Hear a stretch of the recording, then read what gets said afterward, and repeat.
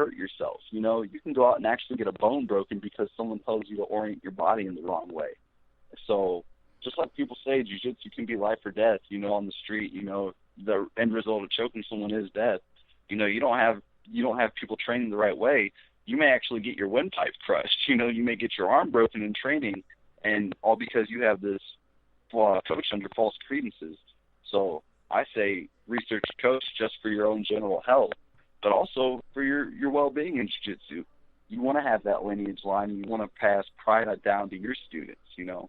Most people take it up, and they never think they're going to be a coach or get to that level. But I guarantee you there will come a day where you strap a purple belt around you and someone of a lower rank asks you a question. You know, Sure. Even when you're a blue belt, someone may ask you a question. So, you know, you're always going to want to be able to share good, you know, important and, you know, applicable knowledge with other students. Yeah, I completely agree. So for the hip factor, and this is probably directed at younger people, gi or no gi? I mean, what do I want to focus on? My answer is, and this is straight, you can tell I bought into the system, learn in a gi, the no gi will follow. But what would you tell kids who just want to strictly go no gi from day one? Okay, and there's nothing wrong with that, you know, and okay, I can't say there's nothing wrong with it, just because I'm a gi person. Well, you run into these people, and so I'll use Gary Tonin as an example. Right, that's a very good example. Since they say, oh my God, this guy, he just wants to play no-gi. He's not a real grappler, and they may not take him seriously. But this man's been on high-level competition, beating great people, and then he even just recently, actually this past weekend, strapped a gi on and defeated A.J. Agazarm. Yep. So, you know, you do have people who can be transferable between both.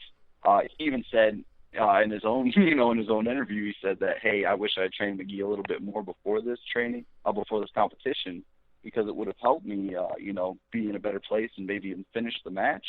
So it's going to be hard if you're a no-gi guy to finish a gi guy. Those same submissions that you're used to flowing right into and that may be so smooth in no-gi, are going to be a little bit rougher to hit in the gi, especially the guillotine. So I would say get experience in both and even just start out in the gi, because I feel like it's easier to transition from gi to no-gi than from no-gi to gi. But nothing's impossible. Like you said, everyone plays a different game. But I just personally believe that you want to start out in the gi and go to no-gi. But as far as the cool factor, I know no-gi is the thing everyone's doing. So as long as you're getting into jiu-jitsu, I'm happy for you. I agree. On some level, I agree with all of it. It's interesting to bring up those points. I'm dyslexic, which means I'm kind of body dyslexic too, and I think the only reason I would tell people gi first is it slows it down enough where you can learn it to do it without a gi. I think would be the gi definitely takes it down one notch, and the gi without a gi, it's scramble and it's fast. It's just different. It's like amateur wrestling. It is constant movement. There's no resting in no gi. Maybe that's just my perspective on it, but that's definitely the way it looks from giving the recommendation. I've been put in the position of getting asked a whole lot more about it, but it's basically based on older people asking about it instead of a CrossFit. What's your take on it, just strictly as taking jiu-jitsu as an athletic training, as an athletic way of exercise? Okay, now, I personally, and I go out to say to everybody, I am not a sports therapist. I don't have any sports medicine licensing or anything like that. But I have heard it is a cardinal sin to use fighting as just a general workout. But at the same token, and this goes with you said having a good instructor and things like that, if you have a good instructor and they keep you safe and they have you doing the drills where hey, I'm going to be in practice, I'm not going to be getting injured, then yes, jiu-jitsu is an awesome means of getting in shape as well as learning technique. I can't tell you how many countless people I know that have lost 30, 40, some people have lost over 100 pounds, doing jiu-jitsu. Coach who works with George, David Reeves, they call him Fluffy because he's not obviously seeing now he's in very good shape. But he used to be a heavier guy, but he used jiu-jitsu to lose about 50 pounds. So it's happened for many people. I view it as a good way, but some sports therapists do say that fighting to get in shape is a cardinal sin, but I really just view that as event fighters and competition fighters. I feel like if you're going into competition, you should supplement with a little weightlifting, with a little cardio circuit training. But if you're just, if you're just someone looking to learn the martial art and looking, get some self-defense aspect out of it, then it is a perfectly good way to get in shape. Okay, so my last question, the age-old question, is it accurate? Will jiu-jitsu and technique always beat size and strength? Yes, 100%. No matter what, you have to believe it. Yes, you do. If you don't believe in your technique, it goes back to what I said earlier, to why would you do anything more incorrect because of the opponent you're facing. If you believe in the technique, you're doing the correct things, you will always beat the bigger and stronger person with that correct technique. So will it be dramatic on Friday? Are you going in looking for a submission? Yes, I'm going in looking for the submission, and this is not a cocky thing. This is not a, oh my God, I think I'm so much better than someone thing, but I always look for a way to win. I look for a way to win. Every second I'm in there, I am targeting, and I am just analyzing everything you do. So I'm going to be targeting my opponent, analyzing him, setting him up for everything I can. And whether I attack legs, whether I attack his upper body, his arms, his neck, anything, I will make sure that I create an opening and it's available. Last question. How do you stay focused during a match and not get distracted by everything going on around you? So for me, I just really love the sport. So it may be different for me than other people, but when I'm in a match, I'm just so honed in on what I'm doing. There's no way I could focus on anything else. Is there an inner dialogue happening in your head? Are you talking to yourself the entire time? Honestly, I'm not really even. It's almost like everything my opponent does, just like they're typing in that database on me, and I'm just registering it and trying to figure out exactly what they're doing, how to time something. And obviously, you talk to yourself a little bit. You want to set up a game plan, and if you notice someone fall into a certain pattern, you'll say things like, okay, right now, or, just so you know when to time it. But really, I'm just out there and I'm having fun. You want to enjoy the moment. So many people, they fall apart in competition because they put too much stress on themselves. Even though I plan to go out and be successful and do well in this competition, I'm going to enjoy every moment of it. I want to have fun. You want to remember these moments. So, yeah, I just like to have fun and, like I said, not take anything too seriously, but still understand I came here for a reason. Do you have sponsors and teammates you'd like to give a big shout-out to? Yeah, actually, I'd like to give a shout-out to Hooters in Aurora. Nice. Oh, yeah, always a great place. That's paleo. Hey, look, they got wings. It's paleo. hey, exactly. Hey, chicken is a very lean protein. They even have no bread wings for you people who disagree. So. That's all there is. Hey, that's awesome. and also, obviously, I'd love to give a huge shout out to George Gurgel, give a huge shout out to Jason Stallings here out in Chicago, give a huge shout out to Ryan Walden, and also my friend Brenton Petrie for helping introduce me to jiu-jitsu. Eric Ramsey as well, all the way in Dubai if he listens to this.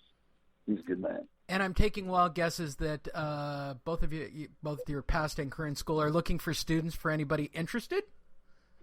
Oh, yeah. And, anybody interested, please, if you're in Cincinnati, anywhere in the Cincinnati area, I don't care if you're 100 miles away from there, but make a trip to go see George Gurgel. It is well worth your time. It's well worth any money, and it will change your life. Go see Jason Stallings if you're anywhere out in the Naperville, Schaumburg area, like I said, anywhere around. He's an excellent coach, excellent person. He's, an awesome human being just everywhere. And also, like I said, if you're anywhere out in the Colorado area, if you're in Lafayette, whether you're in Denver, Thornton, Firestone, go see Ryan Walden at Reflex Training Center. You'll have a great time. You will learn a lot. And, like I said, you always develop something new going there. He always has something new for you. And just because I think I will have to run an extra lap if I don't say it, hey, if you're in Southern California, and you want a good line to roll with because you're in town, or you're looking to take it, Teixeira Garcia, that's all you have to type in. Find Professor Sammy Garcia, he'll probably give you a week to try it out. They all do. I think everybody does. If they don't have some kind of Groupon deal. I mean, that seems to be the trend these days. I'm amazed. Oh, no, none of my coaches are con artists. No. But everything is about getting everybody in the first time. I mean, even the Gracies out at the academy, it was funny. Everything is about getting the kids in, and then the adults follow in behind them. And that's the angle. Look, every parent is watching going, I could probably do that. Yeah, until you do it, Dad. I mean, I was looking at a line of dads the other day who were all kind of quarterbacking their kids to the point, I think they sent out an email about it. But they were quarterbacking a little bit, and I was watching it just before I was getting ready to start, and I was thinking, you guys should all put on a gi. Yeah, I don't think they actually know. Yeah, I'm sorry. You were going to say how you got your start? Oh no, I was just saying. I was like, I see parents do that all the time, and George has done that to parents before, even saying, "Please don't coach the kids, like unless you actually want to take the class yourself." So yeah, I 100% agree with that. It's so tough, and I get it. I mean, there are times because I know wrestling where I can see if a guy knew like a go around or a better, some better technique.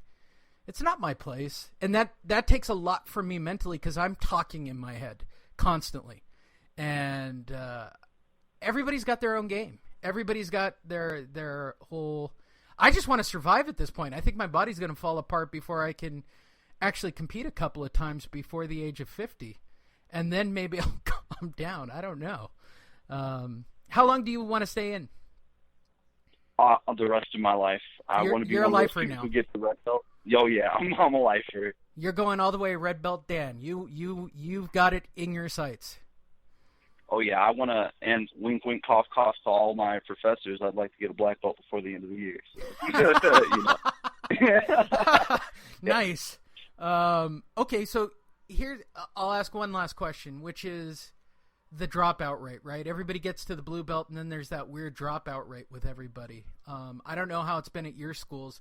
What is it that makes people just sort of quit in the middle of doing it? Now, and let me say, there are only 5 belts in jiu-jitsu. There's white, blue, purple, brown, black, and that's just going for those general belts. I know there's the black and red. I'm sure we just ruined. I hate to interrupt, but we just ruined it for everybody who goes to strip mall BJJ, and they go, "What's this orange thing?" You're at a bad place. Yeah, that's true. That is. I'm glad you put that in there. And it's not ruining it. You're opening someone's eyes. I'm glad they know now. You now know. But, just Google Gracie belt. Look at that chart. But I think that drop off people experience is because there's so much you learn. There's so much achievement. Like you may. What may be white belt with a few stripes up until blue belt, that may be 4 or 5 belts in another martial art. Sure. So you're looking at that, and people say, "Oh, jiu-jitsu has a higher dropout rate than other martial arts," but I'm sure people drop out after they've gotten 5 belts in another martial arts, or 6 belts or 4 belts in somewhere else. So to put it in that rate, I really don't believe jiu-jitsu has a higher dropout rate. I just believe it's such a lifelong martial art that and also there's circumstance, people who get into it, and even like you said, you're older in your path. So if people switch jobs, they move, sometimes they have kids, they're not able to keep it up. But I'm still having a hard time believing that there's just such a higher dropout rate in jiu-jitsu than so many other martial arts. Only thing I could ever relate it to is injuries, like you said.